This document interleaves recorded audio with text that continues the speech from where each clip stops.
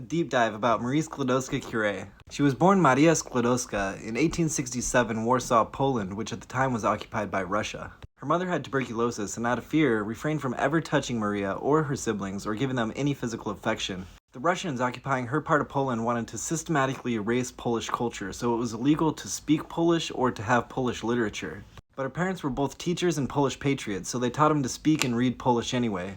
Her dad was eventually fired for his pro-Polish ideology, and so they had to turn their home into a boarding house for boys to make some extra money. When Maria was 7, her older sister died of typhus, which she caught from one of the boarders, and then 3 years later, her mom finally died of tuberculosis. She was the youngest student at school, but she excelled academically because she had an amazing work ethic and memory. Russians would come into the school all the time to make sure they were learning the Russian-approved curriculum. But instead, they ran inspection drills so they could quickly hide books and feign learning the Russian curriculum. Every day on the way to school, she would walk past a statue that idolized Polish people who cooperated with the Russians during the invasion, and every day she would spit on it. And when she was 16, she graduated secondary with the highest marks of any student in every category. But after that, she fell into a depression and took a couple years off schooling, but after a couple years off of schooling, she was really itching for more learning.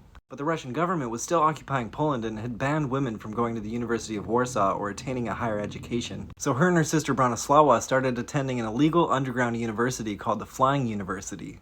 Then Marie and her older sister Bronislawa started making plans to go to university in Paris where they would accept women. The plan was Bronislawa would first go to medical school while Marie would work to help pay for her tuition. Then after Bronya graduated in 2 years, she would go to work and help support Marie through schooling. So Marie became a governess, which is basically a glorified tutor and servant for rich families. One of the families really sucked, but the other was a lot better, even calling her that brilliant Manya. But when her and the oldest son of that family fell in love, her father straight up denied the marriage, saying that she was just a governess and he was going to marry an upper class lady. So in 1891, she went to the University of Paris and started studying math, chemistry, and physics. She lived with her sister and brother-in-law for a while, but ended up getting a shitty attic apartment. It was so cold up there, and she was so poor that sometimes she would have to wear all of her clothes just to keep warm. She got her first degree, a physics degree, in 1893, 2 years after enrolling, and a year later she got her second degree in chemistry. After getting the second degree, she was commissioned by the Society for the Encouragement of Natural Industries to study the magnetic properties of steel. But she had a problem because she didn't have a lab or a space to run the experiments. But a mutual friend said that she should check with Pierre Curie, who was already a famous instructor at the School of Physics and Chemistry. Well, pretty soon they fell in love and Pierre proposed to Marie and they got married in 1895. Neither of them wanted a religious service because they were both atheists.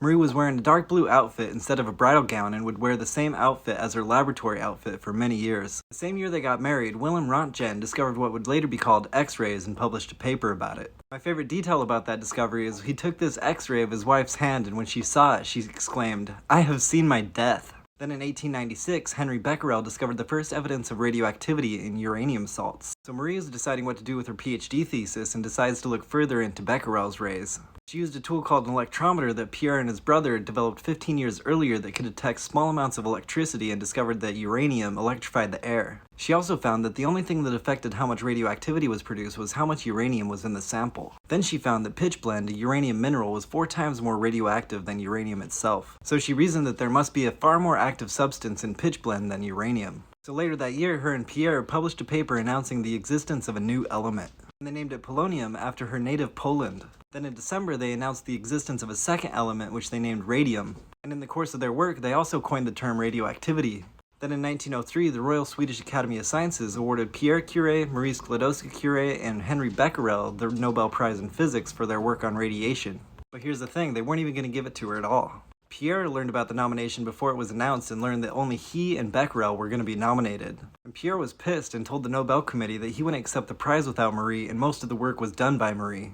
Eventually, the committee capitulated, added her name to the nomination, and that made her the first woman ever to win a Nobel Prize. 3 years later, in 1906, tragedy struck when Pierre was crossing the street in Paris and got hit and run over by a horse-drawn carriage. The rear wheels crushed his skull and he died instantly.